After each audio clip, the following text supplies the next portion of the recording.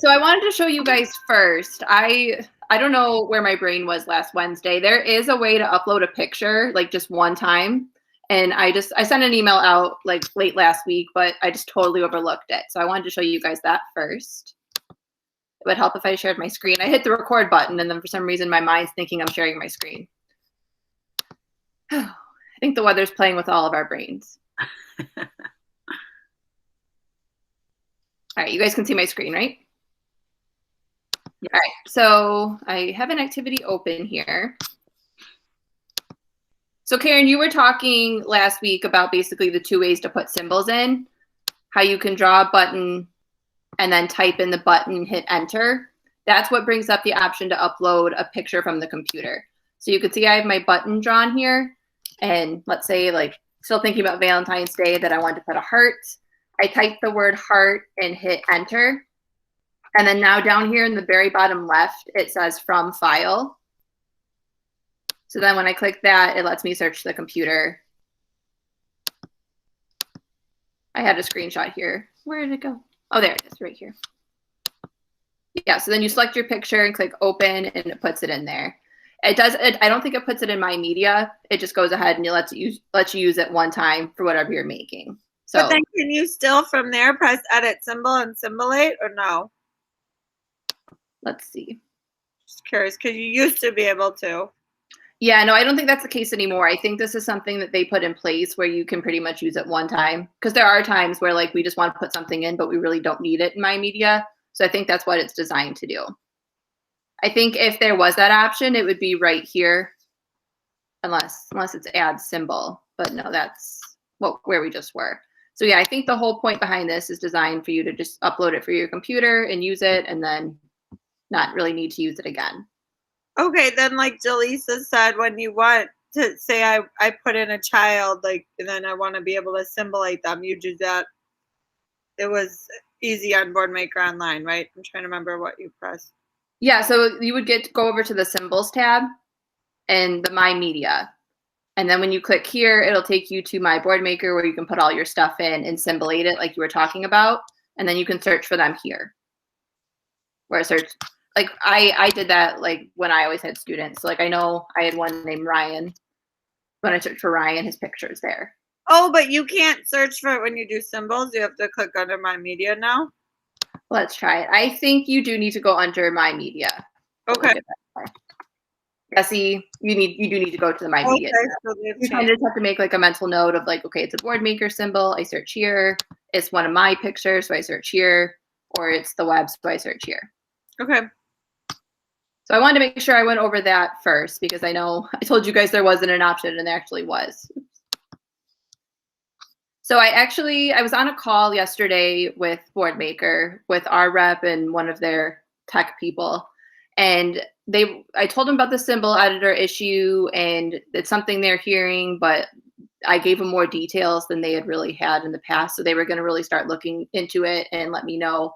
But have you guys had any more luck with that, or is it still spinning when you try to edit the symbol? It's still spinning. Okay. It doesn't work.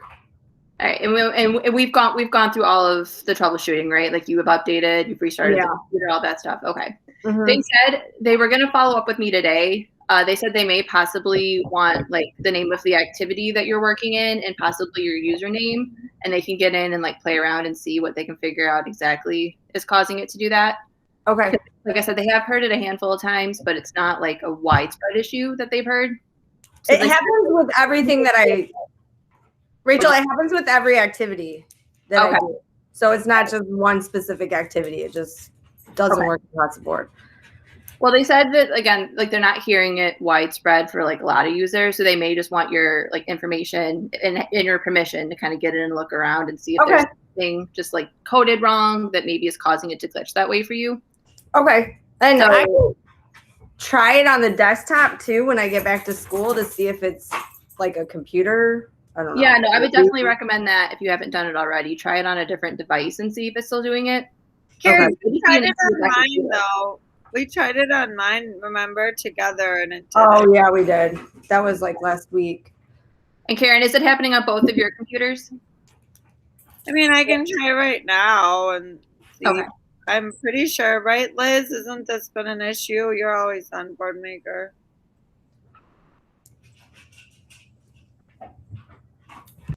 Yeah. All right. So I will get back to you guys with that. Again, that's something that they're working on. They're aware of all these issues, obviously, which I know is like so obnoxious to keep saying because like just do something to fix it. But they've encountered some unexpected issues that they're trying to work through. So hopefully one of these days they'll get it together. But as soon as I either hear from them for them to look around in the account, or as soon as I get an update, I'll let you guys know. I have an email from them just in general of some updates they've done. So I need to look into that. But we're taking it a day at a time. Rachel, if you talk to them, I'm gonna check. It did work the way you said, like you can email the file and then edit, but it does still seem like there's like syncing issues. Yes, that is one that they're hearing like from probably more people than they're not hearing it from. That is like a huge widespread issue that they're trying to resolve. So they're just saying to, you know, make sure that you're on the most recent version. They highly recommend like what I told you, just backing it up somewhere, and they're trying to get it so that it syncs up better. I guess just my concern is just being able to share in MECC Teach group. Mm-hmm. Well, we do have the team drive, so maybe. No, I just mean like I made there in English. Say Jaleesa wanted to edit hers into Spanish. Those hybrid rules, like, I mean, I can do it, but or I guess I could send her the file and then she could open it, right? Right. Yep. When you either put it in the drive or put it in an email, if you send it you'll have to download it onto the computer. So I would send my latest version and then she could just change it to Spanish that way. Jaleesa, let me know if you and Crystal are interested in that, and I'll send it to you, okay? Otherwise, the parents, if most of them, you know, it's just if the parents can read English or not is the main concern. Yep, just send it in an email, and then it can be downloaded onto another computer and then opened in editor, and it can be edited. Okay. So let's keep doing that for now, and then they said they're trying something in the next couple of days that hopefully is going to resolve some of the syncing issues. So fingers crossed. So for today, since I'm kind of trying to break these up into smaller sections, I thought I would go into the different types of buttons. And then next week we can jump into some of the advanced stuff. So I think we went over a little bit last week, the drop down. We talked about group button, the one where you can put multiple things into a button. Target, this might be fun if we're doing like a drag and drop activity. Basically, a target button allows you to make buttons movable. And so if a button is being moved, it needs like a target to go to or like a place to end. So you could just draw your target button. You guys saw that I clicked on the drop down and I selected target, which allowed me to draw a target button. And then I can draw some additional plain buttons. And then that means I can set them where they're movable and then they can be dragged into the target button. And I know like a lot of times if we make like a drag and drop activity, we don't necessarily want this like rim on the outside of it, or we don't want like a border on it. So you can click on the button and then change the border color to whatever color your background is. And then now it's just a plain background, but when they drag the button over, it'll end there. You do need to make sure that you set the button to be moved. So I'm going to scroll down. You can see I've got this button selected. So if I scroll down all the way at the bottom, it says drag type. So I can change that to move. And then when I go into play mode, now I can move this button around and I can drop it in the target button. So this would be good just for like some really, I know our screen time is limited, but if like quick drag and drop activities to practice different things, there's a lot you can do with the ability to move and drag and drop a button. Back in the day, we had like with the CDs, we had the movable button tool with a little duck, and that brought that back. And you may have noticed under drag type, there's something called copy. So again, it's all the way down at the bottom. If you click copy when it's being played, and again, you can do this on, Karen talked about maybe assigning activities to the iPad, or you can put it on your smart board. Again, if it's like a real quick assessment or real quick practice. But copy basically means it makes copies of the button. So as you drag it and drop it in the target button, it just keeps making copies of the button. So a lot of people use this for accounting. So like for your different themes, like you could make these hearts and then they drag and drop the hearts. Each page can have a number and they drag and drop how many. So there's a lot of cool things you can do with the copy button too. Rachel? Yeah. So that's like infinite clone on Smartboard, but there's nothing like that on Seesaw currently, right? To like copy the button like that? Yeah. Not that I've personally seen, but I haven't necessarily looked for that on Seesaw. I mean, I know there are like counting activities, but you basically have the right number of items to count out. That's cool because we could use that for 10 frames.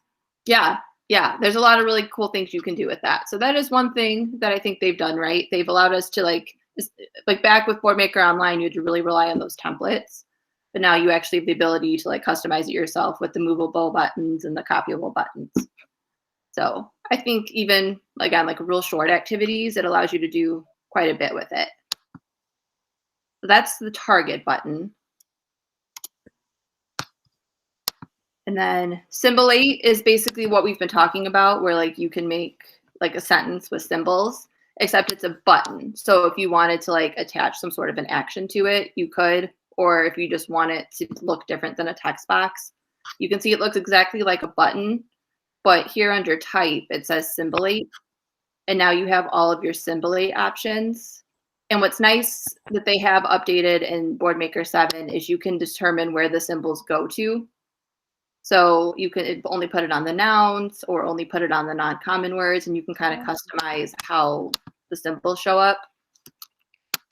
Maybe I'm going to put something in here. Friday was what day was Valentine's Day? I don't even remember. We'll say on the Valentine's Day thing. You can see that it's putting symbols on all of them, except this one. I think I put a space in there somewhere. Well, let's say I only wanted it on the nouns. It changes it. Or if I wanted it on the adjectives, I don't think we have any adjectives there. You guys see that you can kind of play around with how you want it to be symbolated. You can determine where the symbols are. So it can be on top or bottom. And then you can change how big the symbols are. So the bigger the number, the bigger the symbol. So you can just pick a number bigger than 35. Now it made the symbols bigger so that you could see them better. So yeah, this is just, again, instead of having one symbol on a button, if you did want it to make like a whole sentence with symbols, you would use the Symbolate option for that.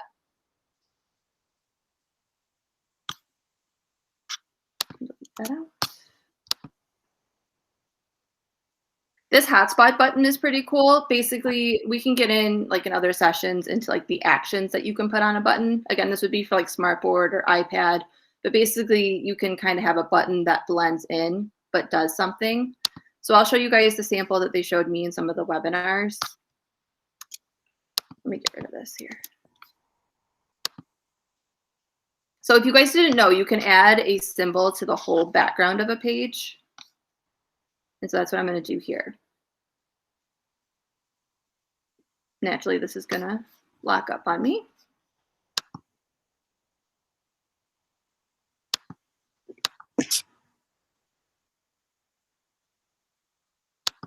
I'm just going to close that out and open up another one. One thing that I really expressed to them when I talked with them yesterday is like how long it takes to do things, how it takes forever to boot up, it takes forever for certain things to load. And they acknowledge that like that's absolutely unacceptable. That's another thing they're working on. More hope for us, I guess. But yeah, okay, so I finally have my properties tab back. So actually in the background, you can add a symbol.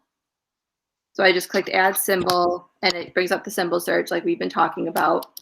So I'm just going to search for a farm. So now I'll put the farm picture like in the background. And if you're adding a symbol to the background, you do have some options. So the stretch option is what basically makes it take up the whole page. So if you have like a Boardmaker symbol that like you just want to print like really big on a piece of paper, that would be a really quick way to do it. You don't even have to make a button. You can just add it to the background and print it. You can make it the actual size. So it just comes up small. or you can make tile and it actually gives you a whole bunch. So if you need like a whole bunch of symbols that you want to print off real quick, that would be a way you could do it. But the whole point of putting this here is to show you what this hotspot button does. So again, you click your drop down and you select the hotspot, and then you can basically draw your button around whatever you want to draw it around, and then it makes like an invisible button. You can see there's not really a lot of options for it. You could use the actions button and put like an action in there. So I'm actually gonna minimize this for a second and just go grab a YouTube video. I know what a lot of people use this for is like they make like their interactive picture that's like more engaging to the students. And then they use the hotspot buttons to like load a video or to load like animal sounds where like they click on the animal and it makes a pig sound, or they click the cow and it moves. All right, so let's do Old McDonald. Rachel, was that first button you put in just a plain regular button? Which one?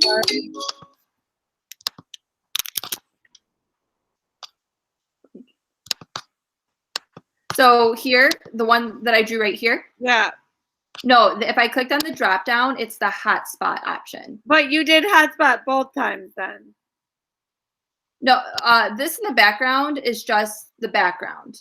So like you see where it says here, background, add symbol. Oh, I don't think I you did that before. Okay. Yeah, I put the picture in the background. It's not a button. It's just part of my background. Well, And then I went to the drop down and did hotspot. So, I mean, I can see it whenever I like hover over it, those lines appear, but it doesn't have like any borders. It's designed to basically blend into the background and make the background do something. So if you click on actions, that brings up the whole actions editor. You need to click add action, and then you can really search through different things that you can do. They do have a favorites option, so you can star it and it'll show up here. But what I'm going to do with the YouTube video is like basically load a website. If I search for website, it gives me the launch website option. So I click here, and now it allows me to enter in my website. So I'm just going to paste my YouTube video and then save and close. So now if I click play, so again, either on my smartboard or if it's on the student iPad, now when I click on the Loft of the Barn, it takes me to YouTube and plays Old MacDonald Had a Farm. So I know like a lot of teachers are using this part of Boardmaker to just, again, make it more interactive and engaging. The other thing very similar to this is I did like a plain hotspot button, but you can do a freeform hotspot, which basically means you can draw it however you want it.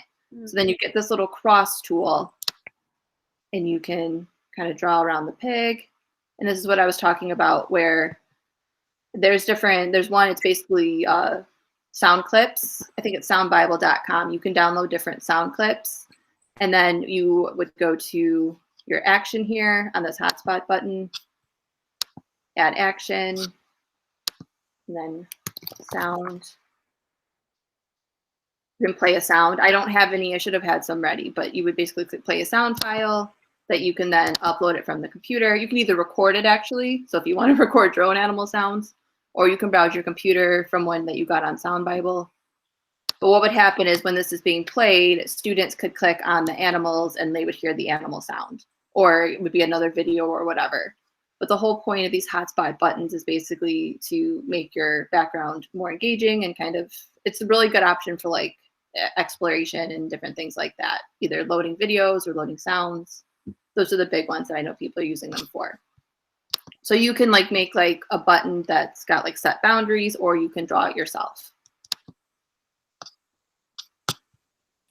So why didn't you put that website as an option on one of your choices? What'd you say? Why didn't they put the website as one of the options for choices in there? Like, what do you mean? Where you had to go into hotspot and actions? Yeah. It seems like that would make sense to put that there too. Like instead of like the button choices? Yeah. Yeah. Yeah, that like if you could draw a button that like automatically went to a website. Right. Yeah. Well, I even under the properties where you have to choose the action for the button, instead of having to type in website, because unless you knew to do that. No, I absolutely agree, because the website's a huge one. A lot of people find websites and they put it in their Boardmaker activity and they have to, you're right, they have to know exactly how to do it. I've gone over that a lot with Anger because they're like, I want to put a YouTube video in and it seems like it's not even an option. Yeah, so that's another thing that would have made sense. There's a lot in that action editor that you can do actually that we can kind of dive into. But I agree with you. It should be right there on the main page to put it in there. But now you guys know that under that action editor, you can add YouTube videos. So now you guys are in the know. Yeah, Karen. But to get to the action editor, you just kind of like click, right? Like you just it doesn't even have to be a hotspot button. You can do this with absolutely any button. So I'm gonna take my background out here. You can do it as a hotspot again. I'm just to get to the action editor, you just kind of press like enter, right? Yeah, well, no, so what I wanted to show you is it doesn't matter what kind of button you have drawn, whether it's a target button or a group button, any button you draw under this properties tab at the very bottom, it's always the very last choice. Actions, okay. So you'll just, in this properties tab, you'll just need to scroll all the way down and click it. Sometimes it says unable to add actions, and then it goes right into it. So if you see that, it'll go away in a second or two. But then that's where you click add action. And then here it kind of shows you what all of your options are. But it is nice that you can search for website or favorite them. But yeah, just keep that in mind that like any button you make, you can add a video or a sound or something too. And we'll dive into more of what all of those are. Because like Carol pointed out, there's a lot you can do that it's not really clear until you get in there and look around. So we can dive into that. And then the only other thing, we talked about the freeform hotspot. You can use a freeform button as well. So like you don't necessarily have to stick to the shapes or to this button. You can take a freeform button and then kind of draw it however you want it to look. So that was a really bad attempt at a heart. But I'm not quite sure exactly because there are so many shapes that you can choose from. But if you ever did have like your own design, you could use the freeform button and make it look however you want. And then I'm just gonna put a couple buttons here. You guys obviously know that you can spray buttons so that you create copies of the same button. But there are some new like editing options all the way down at the bottom of basically style buttons, or actually it's called state of a button. So selectable means that it can be like tapped on. So if you are going to make like a button that has an action in it, or like you want them to be able to move it or copy it, you need to make sure the selectable check is checked so that they are able to select it. There's now a disabled option. So that basically grays a button out.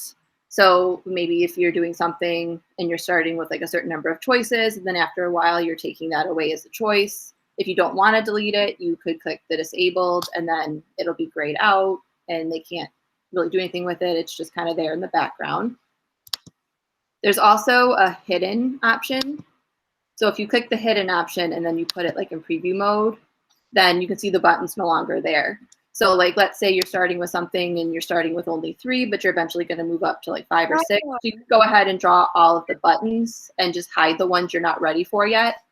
And then when you get ready for them, you can just go in here and unhide it and it'll show up.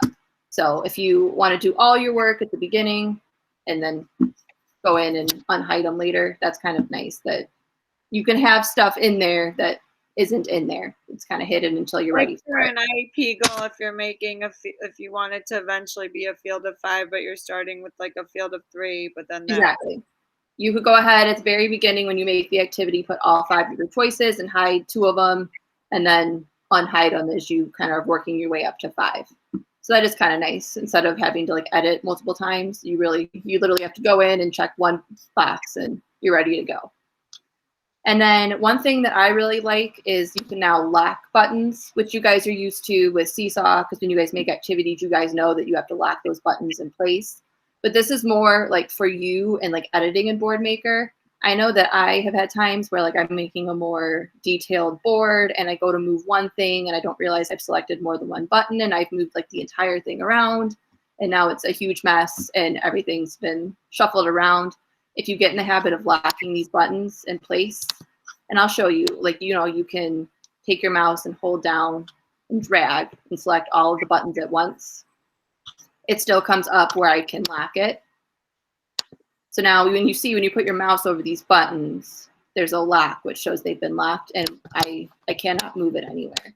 So if you're making a more detailed activity and you don't want any like mishaps of something getting moved, you can lock those in place and they'll stay that way. So I think that's hopefully going to be a time saver, because I know I've wasted some time remaking things in the past. Rachel, when you lock them, can you still put things onto them? Does Yeah. the lock keep them from moving, or does it keep them from having anything added to them? I think it just means that it can't be moved, but we'll double check that. Thanks. I'm just picking a random symbol here. Yeah, so you can still go through and edit and do everything you would do inside of the button. It just won't move. So that's what I was pretty sure about, but I didn't want to steer you wrong. But that doesn't. That would have been helpful for when you're doing the core board. Yeah, because boards especially are like very intricate, and if one little thing gets moved, and the whole thing is jumbled up a little bit. Was somebody going to say something? Yeah, I just was curious. When you put something on a lock symbol like that, is that piece still movable? You like the symbol that I added? Yeah. I believe it was, yes. Because I noticed that too.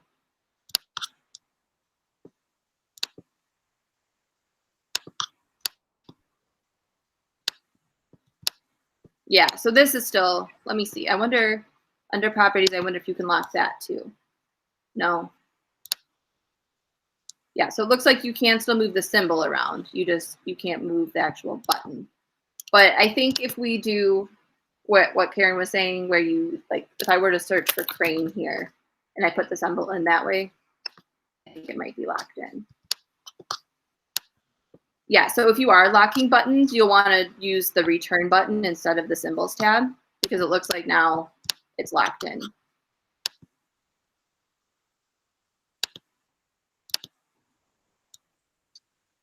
Which is interesting. Yeah, so the one where I use the return key, it doesn't move, but the one where I dragged it in, I can basically put it anywhere I want. So maybe that's a good kind of distinguishing thing. If you want the symbol itself to move, you can use the symbols tab. But if you want it like locked in on the button, then you would just type the word and hit return, and it kind of goes into the background of the button. All right, so that pretty much goes over like all the different types of buttons. And I think some of them are new to us with the Boardmaker 7 editor. Do you guys, I know you guys have been asking questions throughout, but do you guys have any additional questions about some of those buttons?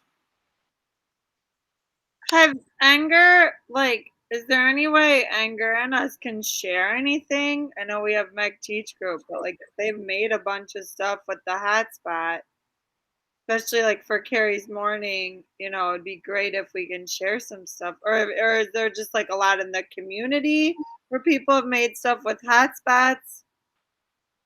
Yeah, that's a good question. I'm not sure how you would search for that unless. Or I guess, like, is there a way to search in the community of things that are like more interactive if we wanted to assign to certain students, or otherwise just, I guess, having a way to collaborate a little bit with Anger?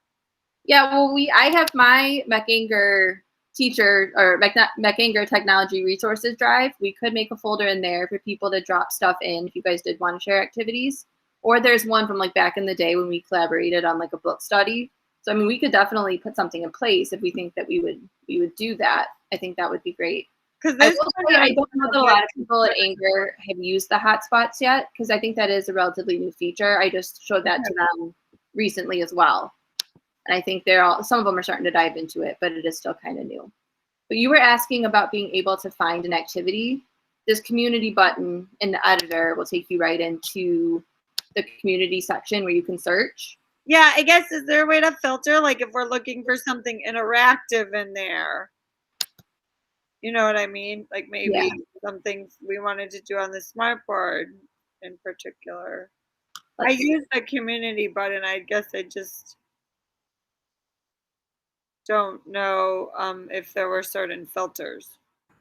I put farm sounds, thinking that that might be something they used a hotspot button for. This is where on the side where you can narrow your results. That's basically, that's just the type of activity. Here's something that aligns with state standards. But like you said, if this is brand new, then maybe a lot of people haven't made it yet.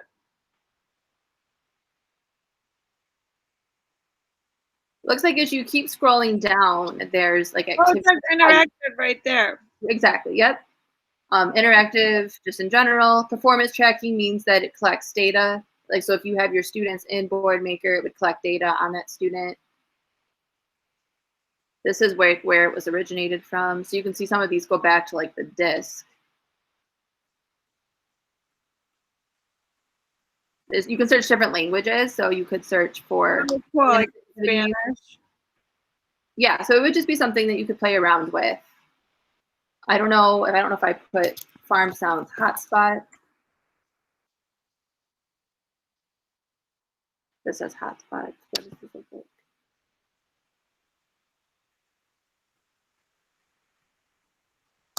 Yeah, so that would just be something that I think you could play around with. I mean, on the left, you saw all those ways that you could filter a search. And that's just something kind of to play around with to see if you could really focus in on the hotspot. But there's no filter for that specifically. Rachel, I know Crystal's not on here, but all the other teachers are, right? I think. Do you guys have like a John Doe? Rachel gave me like a John Doe, and then I had a real student, but he went to Enger, so he's gone. But like, remember I showed you on the iPad, if you were gonna assign something to a student, that you wanted something interactive, like Delisa, you made that stuff last year.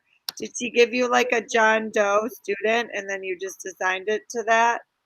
Do all of you have that?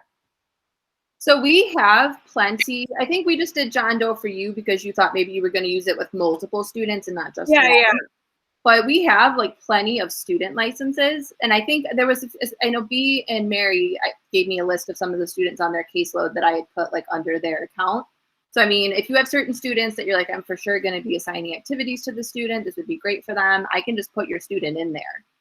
And then that would be nice because then when they do go to Anger, if some of them do go to Anger, it kind of travels with them. So for you right now, like we can just email you that list, especially if for hybrid, maybe we can use it for a couple kids. Mm-hmm. Yeah. Parents would need to download the app. I mean, that's another. No, they're not doing it. We would just do it at school. Oh, okay, good. I was going to say that would be another accessibility issue that we'd run into because they would need an app to access the stuff that you sent. But if you did it for hybrid, yeah, that'd be great. And so send me whoever you need and I can put it in there.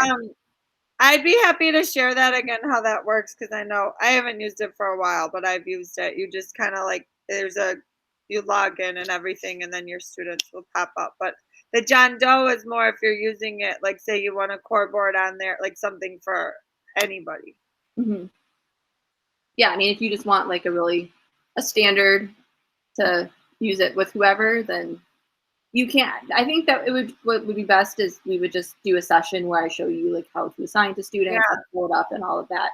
You can assign one activity to all the students. You can basically select everybody at once. So you wouldn't necessarily need John Doe because you could just put it out to all the kids and whoever's doing it, you would just pull up their account. And then if you do that, maybe you could show us how to track the data if we're actually going to start using this a little bit. And we just have to talk about it at task force about the cleaning aspect of it, I guess.